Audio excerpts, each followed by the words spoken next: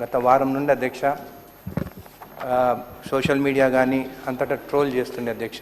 సారా open చేయాలన్నా, సారా షాప్లు open చేయాలని చెప్పి అధ్యక్ష 95 బిఫోర్ అధ్యక్ష 1995 బిఫోర్ మండల కేంద్రంలో సారా అనేది అమ్మేది అధ్యక్ష. అయితే 1978-79 అధ్యక్ష ఈ సారా అనేది 91 crores టర్న్ ఓవర్ చేసే అధ్యక్ష. తెలంగాణలో foreign liquor 8 crores turn over చేసే అధ్యక్ష. అదే 95 వరకు వచ్చినప్పుడు అధ్యక్ష 1995 వరకు వచ్చినప్పుడు అధ్యక్ష సారా బ్యాన్ చేస్తారు. ఎందుకంటే కల్తీరి, దాని తర్వాత దానివల్ల ఎన్నో ఇళ్ళ మహిళలకు హింసించేది తాగి అని చెప్పేసి కల్తీరి సారా అని చెప్పేసి దాన్ని బ్యాన్ చేసిన అధ్యక్ష. దానికి నేను కూడా వ్యతిరేకం అధ్యక్ష. నేను ఇక్కడ మాట్లాడేది ఇప్ప పువ్వు గురించి కానీ సారా గురించి కాదని చెప్పి కూడా తెలియజేస్తున్నాను అధ్యక్ష. అయితే అధ్యక్ష ఎప్పుడైతే ఈ సారా బ్యాన్ చేసిన తర్వాత అప్పుడు 93-94 సారా టర్న్ ఓవర్ అరాక్ మన తెలంగాణలో 370 crores ఉండేది అధ్యక్ష.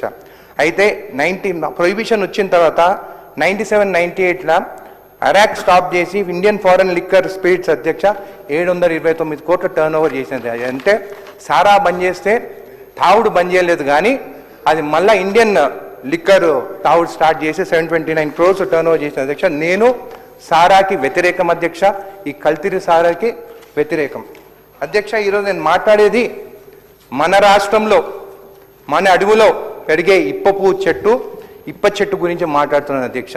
ఈ ఇప్ప చెట్టు నుంచి వచ్చే పువ్వుతోని ఏదైతే స్పిరిట్ తయారు చేస్తారో దాని ఇప్ప సూరా అనొచ్చు, ఇప్ప టకీలా అనొచ్చు, ఇప్ప లిక్కర్ అనొచ్చు అధ్యక్ష. నేను సారాని మాత్రము అందరు కించపరిచి దేశీ లిక్కర్ అని చెప్పి ఈ సారా పేరు కించపరిచినట్టు మాట్లాడుతున్నా అధ్యక్ష. సారా తెలుగులో మాట్లాడుతానేమో చీప్ లిక్కర్, అదే ఇంగ్లీష్లో విస్కీ మాట్లాడితే మాత్రము అది మంచి లిక్కర్ అని చెప్పి అందరు మాట్లాడుతున్నారు అధ్యక్ష. అది మంచిది కరెక్ట్ కాదని చెప్పి కూడా తెలియజేస్తుంది అధ్యక్ష.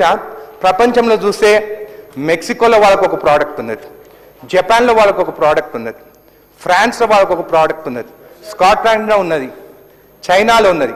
వాళ్ళు ఓన్ ప్రోడక్ట్స్ ఉత్పత్తి చేసి ఎక్స్పోర్ట్ చేసి ఎన్నో కోట్ల టర్న్ ఓవర్ చేస్తున్నారు అధ్యక్ష. ఈరోజు నేను దాన్ని ఎట్లా మన దగ్గర నుంచి మనం దాన్ని టేక్ ఓవర్ చేసి మనం ఎట్లా రెవెన్యూ తీసుకొచ్చి మన ఆదివాసులకి మన ఎస్టీ సోదరులకి ఎకనామికల్ వాళ్ళని ఎట్లా గ్రో చేయాలి, వాళ్ళని ఫైనాన్షియల్గా స్ట్రాంగ్ ఎట్లా చేయాలనేది మాట్లాడబోతున్నాను అధ్యక్ష.